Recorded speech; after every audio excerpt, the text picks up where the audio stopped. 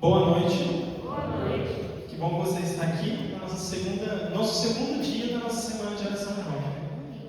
Que bom que meia correria você conseguiu dedicar esse tempinho para a gente poder ouvir um pouco mais da palavra de Deus, né? Ouvimos músicas e Deus continuar falando conosco. Ontem, no nosso primeiro dia, no sábado, nós iniciamos com a história da pesca milagrosa, né? E a pesca, ela trouxe um chamado para que Pedro ele se tornasse pescador de homens, né? Esse foi a nossa primeira lição dessa semana de oração jovem.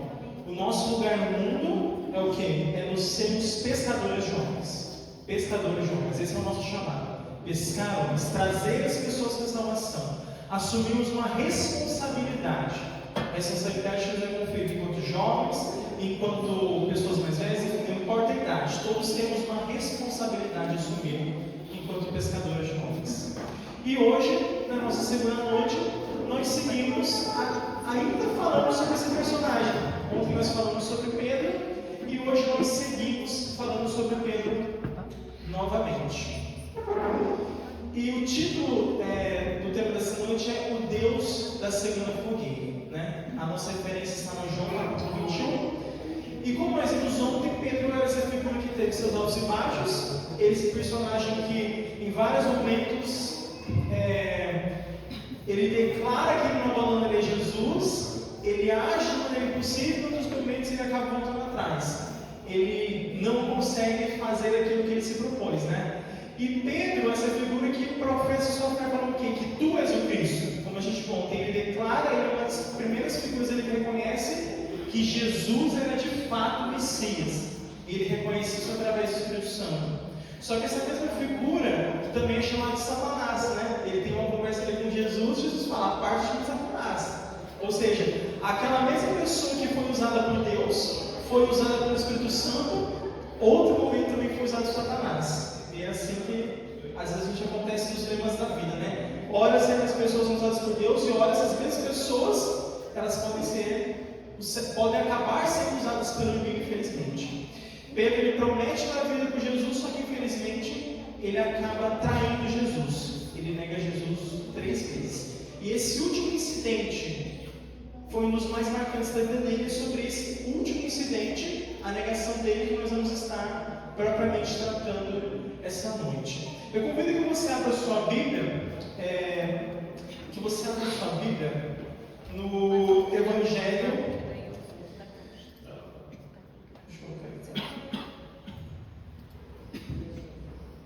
Você abre suas Bíblias, nós vamos estar lendo Lucas capítulo 22.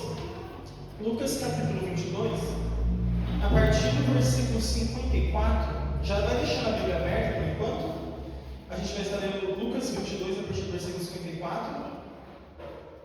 É interessante assim, o verso que nós vamos estar lendo de Lucas, ele trata dessa negação de Pedro. E Pedro, quando ele nega Jesus, ele estava em qual ambiente? Ele estava junto a uma fogueira. E é interessante que a fogueira é um elemento simbólico que aparece na Bíblia em alguns outros momentos-chave.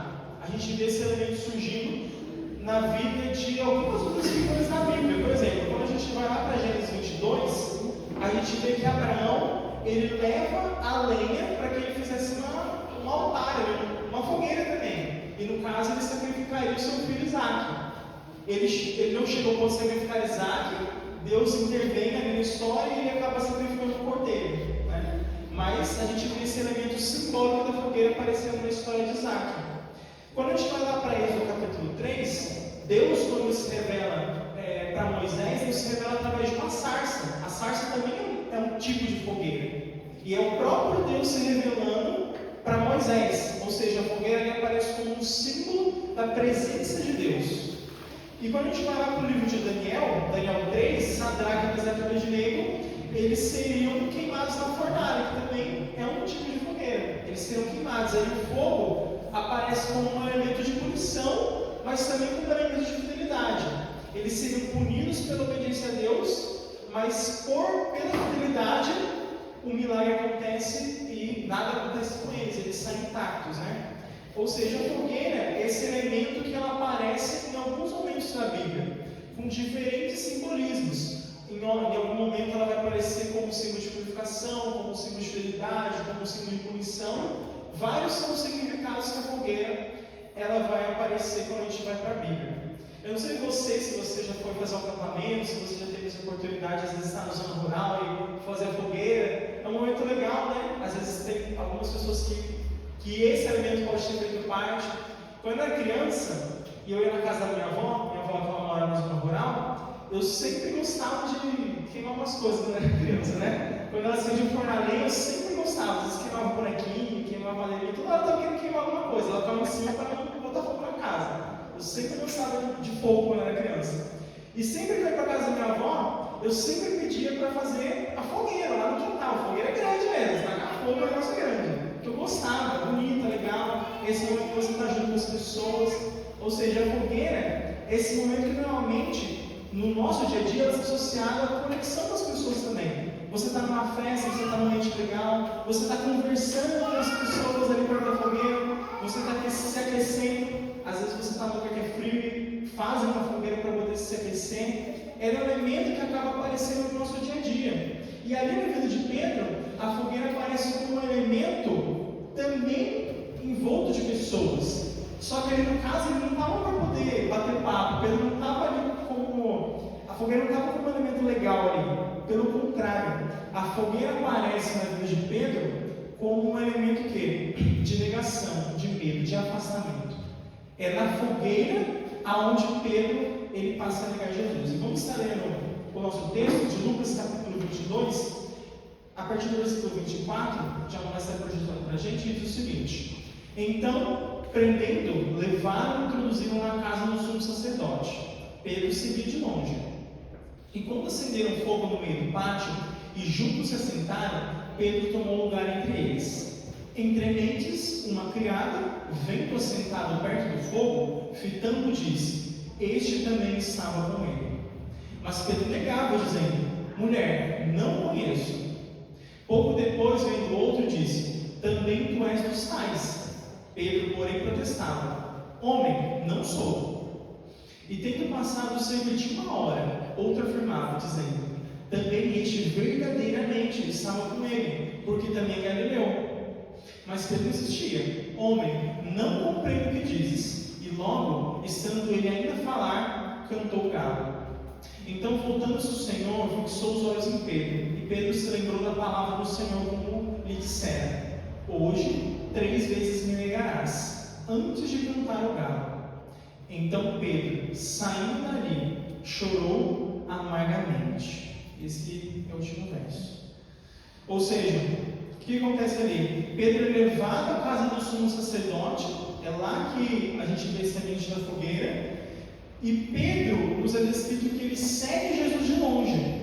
Pedro segue Jesus de longe, ele fica com medo ali de declarar que ele de fato era um discípulo, que de fato ele era um seguidor de Jesus, e no pátio as pessoas reconhecem Pedro. E 3 figuras aparecem perguntando se Pedro ele conhecia Jesus, se era um discípulo. E Pedro por 3 vezes nega, até que o galo canta, e quando ele percebe aquilo que ele tinha feito, ele sai do lugar e chora amargamente. E esse primeiro elemento, os elementos mais interessantes que eu vejo aqui nessa história é o quê? O fato de Pedro estar olhando Jesus de longe. Pedro estava olhando de longe. Né? E a expressão grega que é usada aqui, ela dá a entender que Pedro ele não estava simplesmente parado observando Jesus, mas ele estava acompanhando Jesus de longe. Onde Jesus ia, ao longe ele ia também. Ele estava olhando Jesus de longe. E é interessante que a gente percebe que Pedro ele não abandona Jesus por completo. Ele ainda acreditava em Jesus. Ele ainda tinha uma relação com Jesus. Só que ele não queria ter uma relação por completo. Ele acreditava em Jesus, ele queria estar com Jesus. Mas ele tinha medo de declarar que ele era um seguidor de Jesus. Por isso que ele estava olhando Jesus de longe.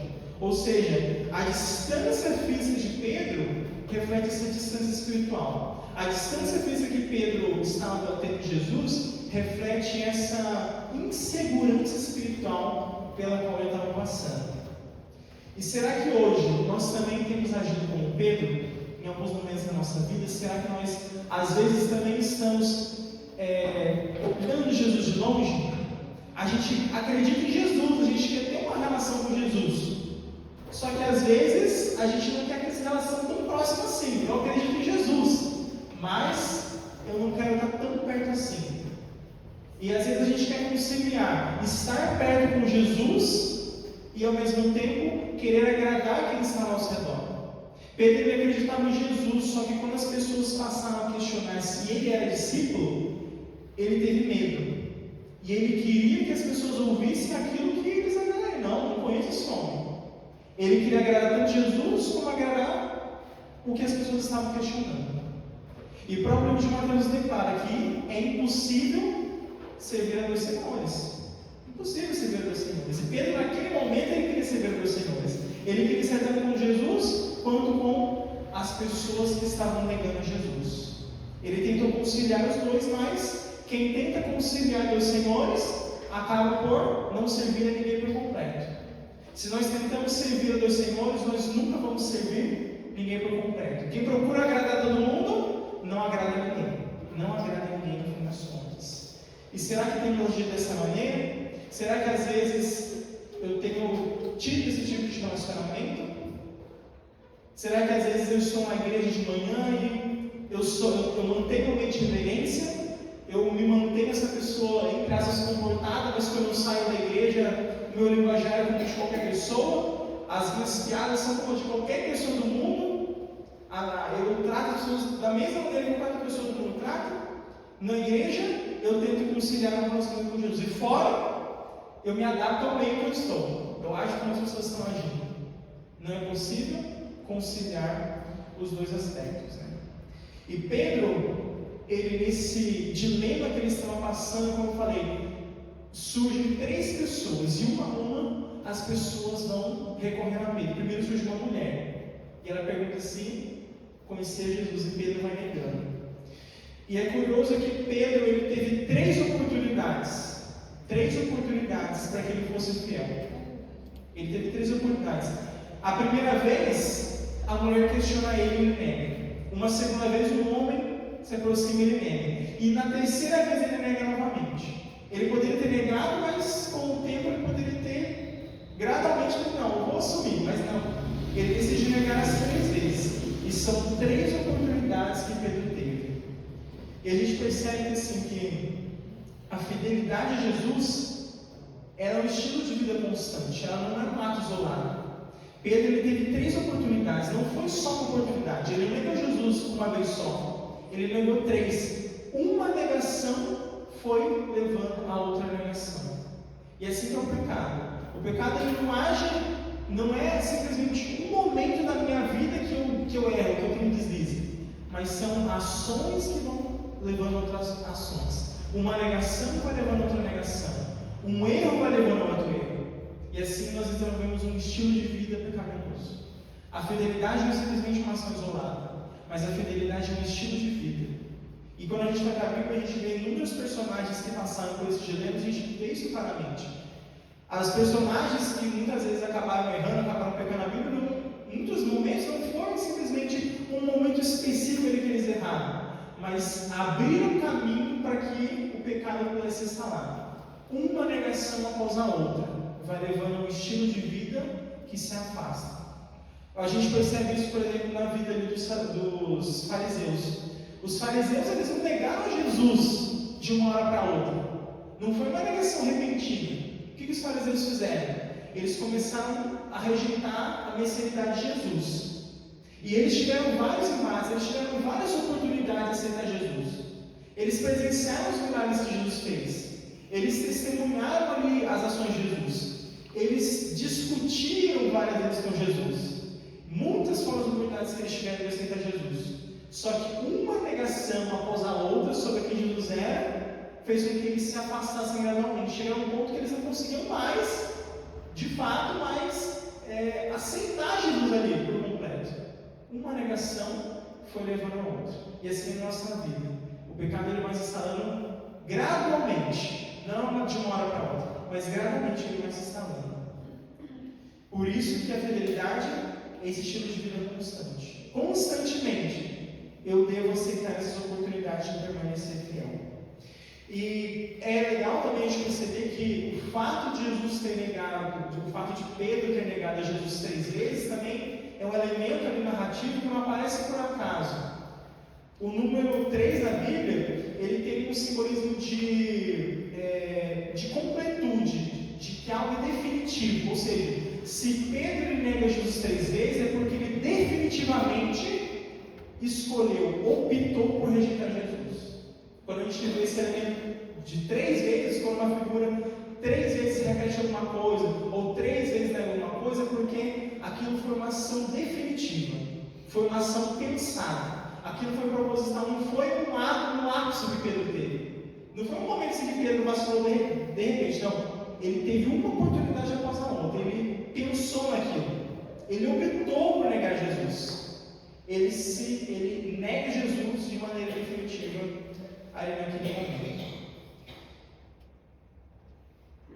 E a gente percebe que Pedro, quando ele acaba negando a Jesus também, ele entra em contradição com aquilo que ele tinha falado horas antes. Ele tinha horas antes falado que ele jamais abandonaria Jesus, jamais negaria.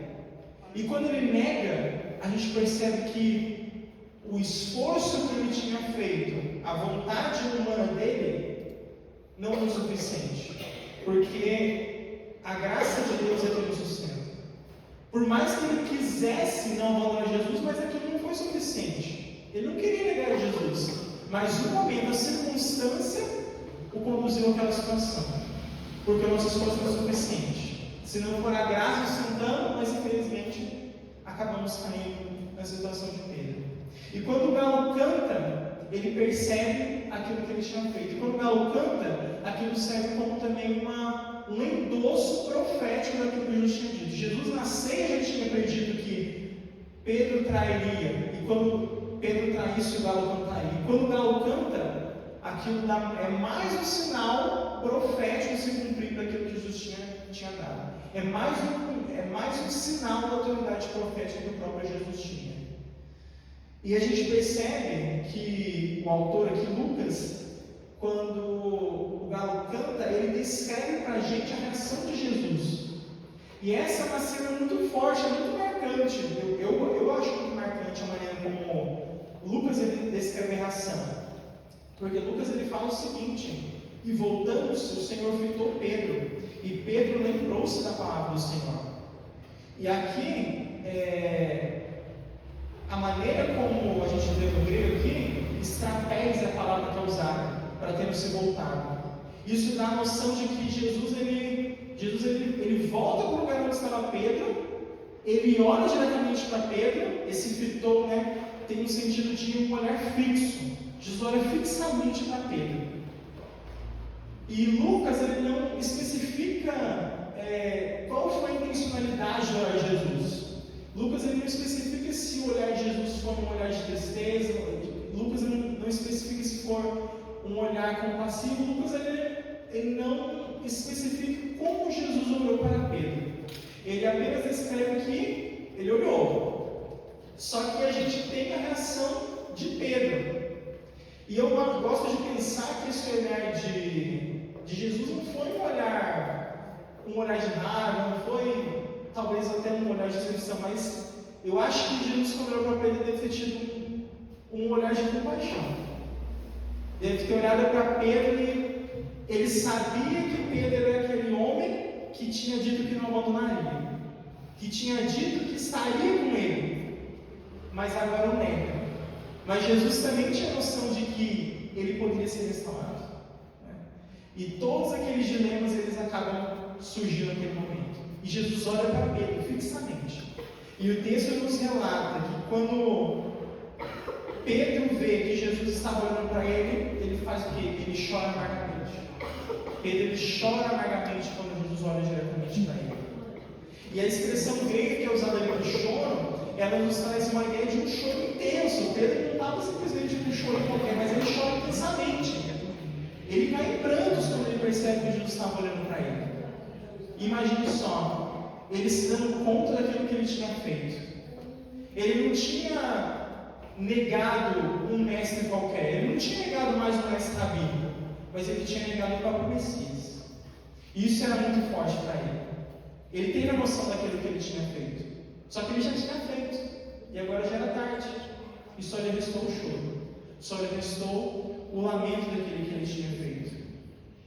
E hoje, quando Jesus ele olha para nós, qual será que tem sido a nossa reação? Quando Jesus ele nos olha, que sentimento que isso desperta na gente? Será que quando Jesus ele olha para nós temos sentido uma tristeza por o caminho que a gente está levando? Será que quando Jesus ele nos olha, a gente sente alegria? O que a gente sente quando Jesus ele olha para a gente? Porque Jesus ele também olha para a gente. E os caminhos que eu estou levando geram qual tipo de sentimento em mim? O que será que eu estou sentindo quando Jesus ele olha para mim? E Pedro, naquele momento, ele sente uma profunda tristeza, ele chora. Só que a história de Pedro não termina naquele momento. Pedro ele erra, Pedro ele nega Jesus. Mas a história não termina por aí. Vamos para João, capítulo 21, versículos 1 a 19, nós vamos estar lendo também. João capítulo 21, 1.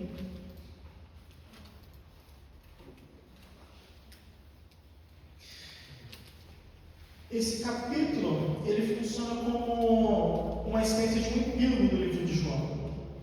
E nesse capítulo nós vemos que a história de Pedro, ela não terminou naquela fogueira, naquela primeira fogueira que ele estava, mas ela tem uma continuidade. E o texto nos escreve o seguinte: depois disto, tornou Jesus a manifestar seus discípulos junto do mar de Tiberíades, e foi assim que ele se manifestou. Estavam juntos Simão Pedro, Tomé, chamado Dídimo, Natanael, que era de Caná da Galileia, os filhos de Zebedeu, e mais 2 dos seus discípulos. Disse-lhes de Simão Pedro: vou pescar. Disseram os outros: também nós vamos contigo. Saíram e entraram no barco, e naquela noite nada apanharam. Mas ao clarear da madrugada estava Jesus na praia. Todavia, os discípulos não reconheceram que era ele. Perguntou-lhe Jesus: filhos, tendes aí alguma coisa de comer? Responderam-lhe: não. Então lhes disse: lançai a rede direito do barco e achareis. Assim fizeram e já não podiam puxar a rede, tão grande era a quantidade de peixes. Aquele discípulo a quem Jesus amava disse a Pedro: é o Senhor. Simão Pedro, ouvindo que era Jesus, que era o Senhor, cingiu-se com sua veste, porque se havia despido, e lançou-se ao mar. Mas os outros discípulos vieram no barquinho, puxando a rede com os peixes, porque não estavam distantes da terra, senão quase 200 côvados. Ao saltarem em terra, viram ali umas brasas, e em cima peixes, e havia também pão. Disse-lhe Jesus: trazei alguns dos peixes que acabaste de apanhar. Simão Pedro entrou no barco e arrastou a rede para a terra, cheia de 153 grandes peixes, e não obstante serem tantos, a rede não se rompeu. Disse-lhe Jesus: vinde e comei. Nenhum dos discípulos ousava perguntar-lhe: quem és tu? Porque sabiam que era o Senhor. Veio Jesus, tomou o pão e lhes deu, e de igual modo o peixe. E já era a terceira vez que Jesus se manifestava aos discípulos, depois de ressuscitado dentre os mortos. Depois de terem comido, perguntou Jesus a Simão Pedro: Simão, filho de João, amas-me mais do que estes outros? Ele respondeu: sim, Senhor, tu sabes que te amo. Ele lhe disse: apacenta os meus cordeiros. Tornou a perguntar-lhe pela segunda vez: Simão, filho de João, tu me amas? Ele respondeu: sim, Senhor, tu sabes que te amo. Disse-lhe Jesus: pastorei as minhas ovelhas. Pela terceira vez Jesus lhe perguntou: Simão, filho de João, tu me amas? Pedro entristeceu-se por ele ter dito pela terceira vez: tu me amas. E respondeu: Senhor, tu sabes todas as coisas, tu sabes que eu te amo. Jesus lhe disse: apacenta as minhas ovelhas. Em verdade te digo que quando eras mais moço, tu te cingias a ti mesmo e andavas por onde querias. Quando porém fores velho, estenderás as mãos, e outro te cingirá e te levará para onde não queres. E o último verso é o seguinte: disse isso para significar com que gênero de morte Pedro havia de glorificar a Deus. Depois de assim falar, acrescentou-lhe: segue. Pedro nega Jesus numa primeira fogueira. E agora, no segundo momento, nós vemos uma história que é muito similar à história que nós vimos ontem, né? O início da história. Pedro, ele inicia o seu ministério numa pesca, numa história num milagre, Jesus multiplicando os peixes ali. E agora, novamente, nós temos um outro milagre, novamente outra pesca, com Jesus fazendo um milagre. Só que agora, num contexto muito diferente. A primeira pesca, Pedro ele tem um chamamento para que ele pudesse ser discípulo de Jesus. E agora, Jesus novamente faz um milagre numa pesca. Só que agora esse Pedro, como que é a imagem dele? Um Pedro que havia negado Jesus. Um discípulo que não tinha aceitado o desafio de ir como seu mestre até o fim. Um discípulo que tinha errado, um discípulo que tinha pecado. E novamente Jesus opera um milagre da pesca. Né? Os peixes se multiplicam e tudo mais. E entre os discípulos, o discípulo amado, ele percebe que quem estava falando com eles era quem? Era Jesus, era o próprio Jesus. E quando Pedro ele percebe que era Jesus, ele faz o quê? Qual que é a reação de Pedro que Cristo escreveu? Ele coloca a roupa e ele pula no mar. E ele vai direto ao encontro de Jesus. E é legal a gente pensar assim que Pedro, por mais que ele tivesse traído Jesus, por mais que ele tivesse errado, mas ele não permitiu que o erro dele definisse a vida dele. Porque quando ele percebe que era Jesus, ele poderia ter feito o quê? Ficado na dele. É Jesus? Nossa, vou ficar na minha aqui, né? Vou ficar dos outros assim, mas não. Ele fica feliz que ele percebe que é Jesus. Ele pula no mar, ele quer chegar logo. Pedro, por mais que tivesse errado, por mais que ele tivesse pecado, mas ele não permitiu que aquele erro definisse quem ele era. Porque quando ele vê Jesus, ele se alegra, ele vai ao encontro. Né? Ele vai ao encontro. E é interessante a gente perceber que muitas vezes, a gente às vezes acaba deixando que nossos erros acabam nos definindo. E muitas pessoas têm esse pensamento, até mesmo no meio da igreja. Às vezes tem pessoas que cometem um pecado, que erram, e acabam levando isso para a vida por muito tempo. E às vezes acabam levando por uma vida inteira. Às vezes a gente comete algum tipo de erro e isso gera uma agonia. E a gente carrega isso com a gente. Porque a gente acha que às vezes o erro é perdoável. Que aquele erro que a gente cometeu, que a gente às vezes decepcionou uma pessoa, que às vezes decepcionamos uma pessoa que era muito querida, que a gente fez algum mal, alguma a gente sabe, a gente às vezes acha que aquilo não vai ter perdão. Ou que pode haver um perdão, mas que nunca vai ser suficiente o que eu vou fazer, eu nunca vou conseguir reparar o erro que eu cometi. E muitas pessoas carregam esse sentimento para a vida, e isso vai fazendo mal. Isso vai corroendo lentamente as pessoas. A pessoa não se sente completa, porque ela carrega aquele erro na vida dela. Ela acha que não é suficiente aquilo que ela pode fazer para reparar. E Pedro, o erro dele foi muito grave. Ele negou o próprio Jesus. Só que ele não permitiu que o erro dele definisse quem ele era como pessoa. Ele procurou superar o erro. Ele se alegra quando ele vê Jesus. Ele vai ao encontro de Jesus. E o texto descreve também para a gente como que Jesus recebeu Pedro. Porque Jesus ele estava lá na praia. E Jesus na praia, ele tinha preparado a fogueira. E agora de novo a gente tem o elemento da fogueira surgindo no texto. E Jesus tinha preparado o pão e o peixe.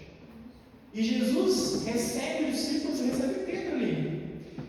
E Jesus, ele recebe com hospitalidade quem tinha traído ele. E é forte ver a reação de Jesus. Porque eu não ia querer de jeito nenhum receber uma pessoa que me traiu. Uma pessoa que traiu, você vai receber com hospitalidade? Não vou querer comer com a pessoa que me fez mal. Mas a atitude de Jesus não foi essa. A atitude de Jesus foi o quê? Foi receber com hospitalidade, receber quem havia traído ele. Jesus se manifesta aqui, Jesus aparece e come junto com eles. Jesus aqui na fogueira. A primeira fogueira foi um lugar onde Jesus teve um contato com Pedro. E eles se separaram. E agora de novo Pedro está em contato com Jesus. Só que na primeira fogueira Pedro estava longe. Pedro estava vendo Jesus, mas ele estava afastado. E agora a fogueira, agora sim, se torna um elemento de quê? De proximidade. A primeira fogueira era um lugar de afastamento. E agora a segunda fogueira em que Pedro estava é um lugar de proximidade. Ele estava próximo, ele passa a comer junto com o seu mestre. Aquele que traiu agora está junto, dividindo a mesa. Dividindo, não a mesa, né? Eles estavam na praia, mas dividindo o pão. dividindo o peixe, dividindo a refeição, juntos ali. Traído e traidor, junto com os outros discípulos.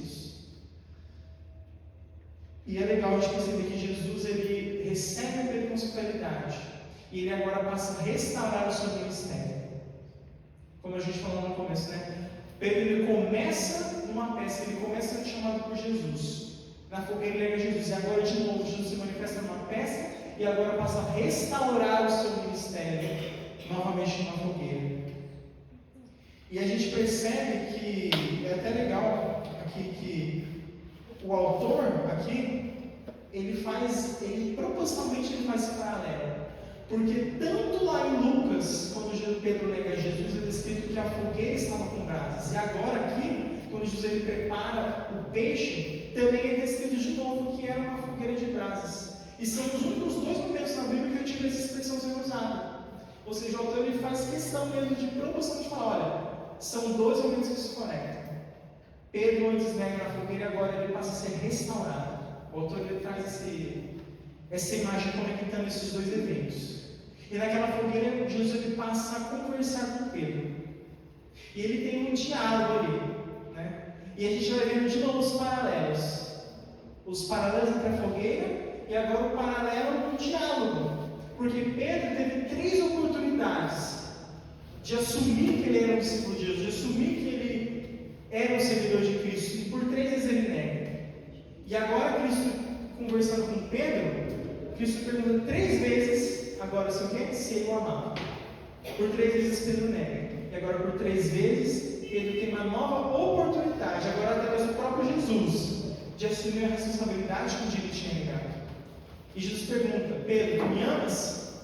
E ele fala, tu sabes que eu te amo. E Jesus de novo pergunta, Pedro, tu me amas? E ele, tu sabes que eu te amo.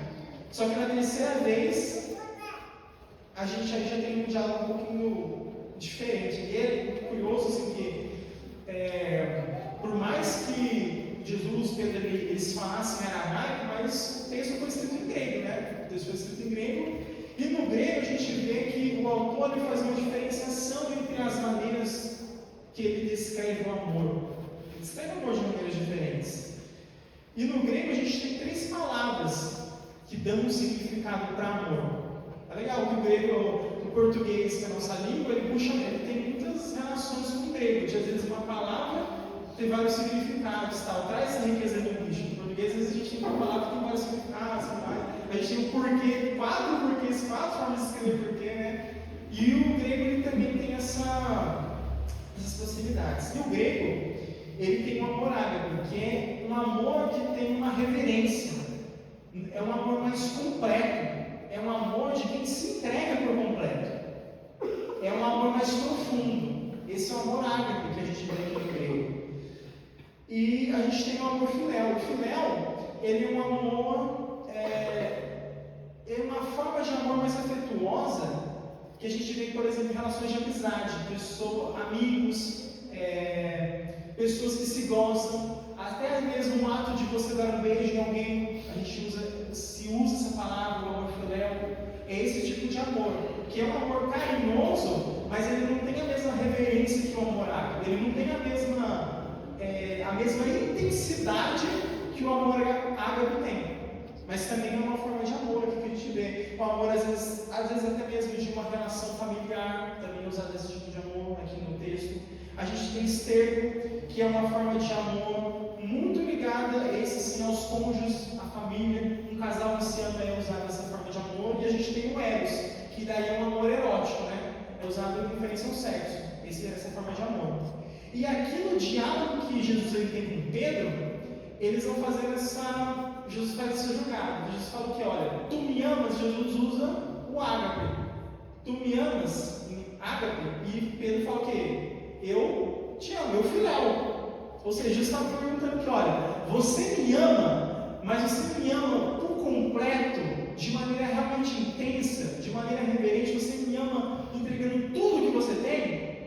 E quando Pedro responde, ele fala que, olha, eu te amo, mas como? Eu te amo porque eu gosto de você, porque eu tenho carinho, afeto por você. E Jesus de novo pergunta, você me ama com toda a intensidade? E Pedro responde de novo, eu te amo, eu gosto de você, eu tenho afeto por você. Só que na terceira vez Jesus fala, aí Jesus muda, porque Jesus pergunta o quê? Aí sim ele fala, tu me amas como? Filéu. Jesus ele usa a mesma expressão de amor que Pedro tinha usado. E Pedro reforça assim, eu filéu, eu te amo, eu também tenho esse afeto. E é legal te ver o diálogo porque esse é um diálogo significativo. Jesus ele estava pedindo que Pedro amasse ele com toda a intensidade, amasse por completo, que ele se entregasse. Pedro já tinha negado a Jesus antes, mas agora ele estava tendo uma nova oportunidade de reaver esse amor que ele tinha quebrado. Só que nessa nova oportunidade que ele tem, ele de novo assim, se entrega, mas não por completo. Ele amava Jesus, ele estava tendo, só que não o amor ágape, era o amor de quem o quê? De quem gosta, quem tem laços de possibilidade, mas não por completo, não na intensidade toda que ele estava exigindo. E Jesus, ele aceita esse amor de Pedro ainda que limitado. Quando na terceira vez Jesus ele usa a mesma palavra, da mesma forma de amor de Pedro, o texto quer dizer o que? Olha, Jesus, por mais que ele quisesse que Pedro tivesse uma forma de amor intensa, por completo, mas naquele momento Pedro não estava disposto a ter um amor completo. Mas Jesus mesmo assim sempre tem amor completo. Jesus sempre tem amor completo. E isso eu acho muito forte para a gente. Porque Jesus ele também pede que nós amemos a Ele por completo, com toda intensidade, sem reservas, sem ressalvas. Só que às vezes nós amamos Jesus filéu. A gente gosta de Jesus, a gente tem carinho com Jesus, a gente tem proximidade com Jesus, mas às vezes é um amor por ressalvas. Não é com toda a intensidade não é esse amor por completo. Só que mesmo assim, Jesus ele se reduz e ele acaba aceitando esse amor. Porque Jesus sabia que naquele momento Pedro não estava disposto a entregar tanto assim por completo como ele queria, mas que no futuro ele faria isso. E Jesus restaura a partir daquele momento o ministério de Pedro. Agora Pedro, aquela figura que tinha traído, passa a receber uma responsabilidade o quê? Então apacenta as minhas ovelhas. Apacenta as minhas ovelhas. E quando a gente vai para Atos, a gente vê a história de Pedro, já num outro momento da vida dele, depois de ter o seu ministério restaurado, a gente vê que lá, aí sim, Pedro passa a desenvolver esse amor ágape, esse amor por completo. Porque ele muda, ele se transforma, ele se entrega, ele recebe o poder de Deus, ele age de maneira poderosa. Ele converte inúmeras pessoas a Cristo. E a tradição cristã nos traz o exemplo de que Pedro, quando ele morre que a tradição traz que Pedro ele morre de crucificado de cabeça para baixo, porque ele se vê como indigno de ser crucificado como o próprio Jesus. Pedro, naquela fogueira, naquela segunda fogueira, ele não se entrega por completo, mas com o tempo, desenvolvendo a missão que Cristo dá para ele, através da missão, ele passa a se entregar por completo, ele passa a amar Jesus por completo. E se hoje nós estamos amando Jesus com ressalvas, é na missão onde nós nos entregamos por completo. É na missão que o nosso amor é desenvolvido. É na missão que o amor de Cristo ele lapida as nossas vidas. E Pedro ele passa a sentir essa transformação. E o chamado que Pedro teve é o mesmo chamado que nós temos hoje. Pedro, no início do seu ministério, ele teve um chamado a ser pescador de homens. E agora, pode passar, João. E agora Pedro ele tem um chamado a pastorear as ovelhas. Pastorear as ovelhas. Da culpa, Pedro passa a restauração. Antes, quando Jesus fala, recompensa Satanás, agora o quê? Apacenta as minhas ovelhas. Pedro deveria ter essa responsabilidade. E essa é a mesma responsabilidade que nos é dada hoje, que nos é dada essa noite. E no finalzinho do texto que a gente leu, né? Depois que eles têm esse diálogo, Jesus fala o seguinte: segue, apacenta as minhas ovelhas e segue. E será que hoje nós temos aceitado esse chamado de apacentar as ovelhas, de seguir a Jesus? Para que o amor de Cristo ele se faça definitivo em nossas vidas. E para que o nosso amor também possa ser entregue por completo a Jesus, nós devemos ter essa missão de pastorear as ovelhas. O amor de Cristo, ele não para nas nossas vidas, ele não para somente no nosso coração. Mas quando Jesus ele nos ama, esse amor ele passa a ser compartilhado. E será que hoje nós temos compartilhado o amor que Cristo ele derrama nas nossas vidas, ou nós temos guardado somente para nós?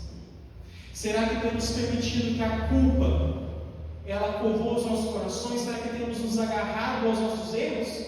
Ou será que temos permitido que Jesus nos transforme, que Ele apague os nossos erros, que Ele nos torne uma nova pessoa, e a partir da transformação somos restaurados, passamos a viver uma nova vida, deixamos para trás a culpa, deixamos para trás os erros, e agora vivemos uma relação de amor.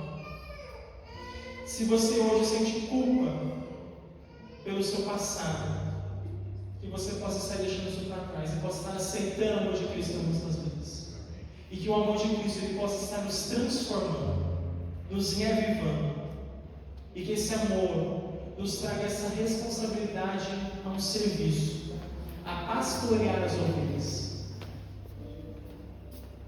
Podemos não ser um número grande de pessoas às vezes nessa jornada, às vezes os pastores podem ser poucos, mas ainda assim Cristo ele continua usando essa responsabilidade de pastorear as suas ovelhas, amar as pessoas, ir aonde as pessoas estão, trazê-las para junto a Cristo.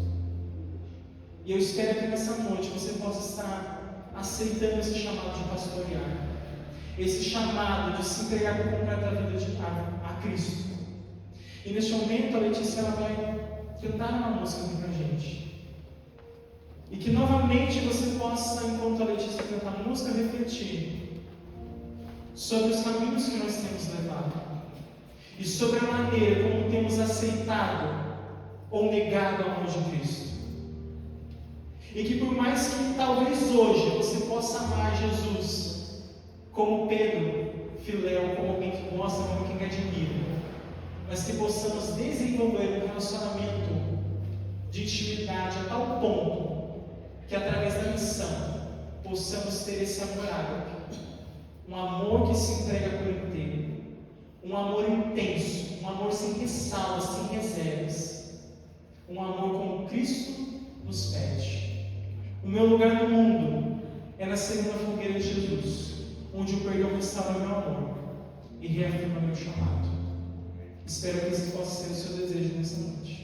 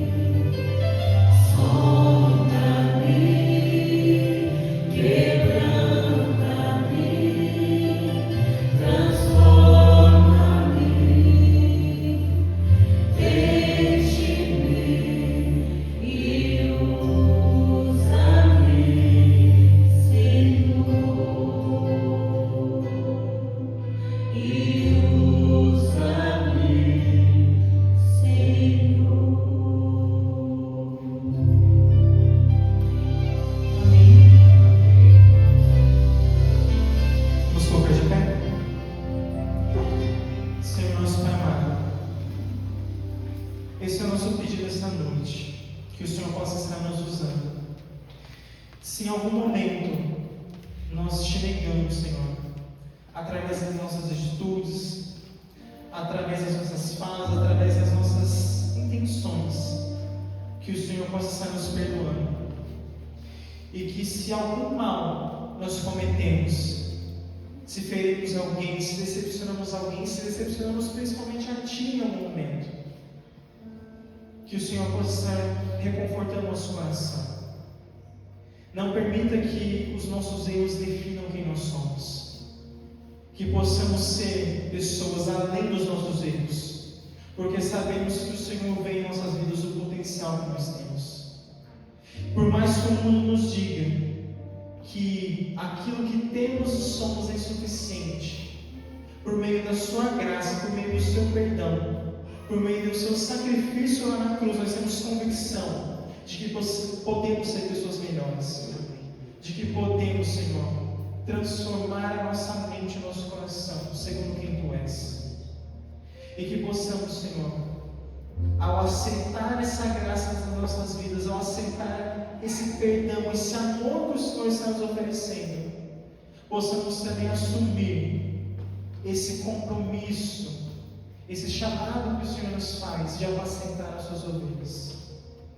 O Senhor sabe que muitas são as pessoas que estão lá fora, sedentas desse amor, aprisionadas na culpa, mas que possamos, Senhor, compartilhar esse amor, esse perdão que nos alcançou. Que o Seu amor não pare em nós, mas que ele possa ser compartilhado com as pessoas que estão ao nosso redor. E que possamos, Senhor, acima de tudo, correspondermos ao amor que o Senhor nos oferece. Que nosso amor não seja simplesmente um sentimento de afeto, mas que possa ser um estilo de vida e possa ser uma escolha de nos amarmos por completo, com intenção, intencionalidade, com intensidade, entregando sem ressalva, Senhor, as nossas vidas a Ti. Que o Senhor possa estar nos usando essa noite, sondando o nosso coração. É isso que pedimos e agradecemos em Teu santo nome. Amém.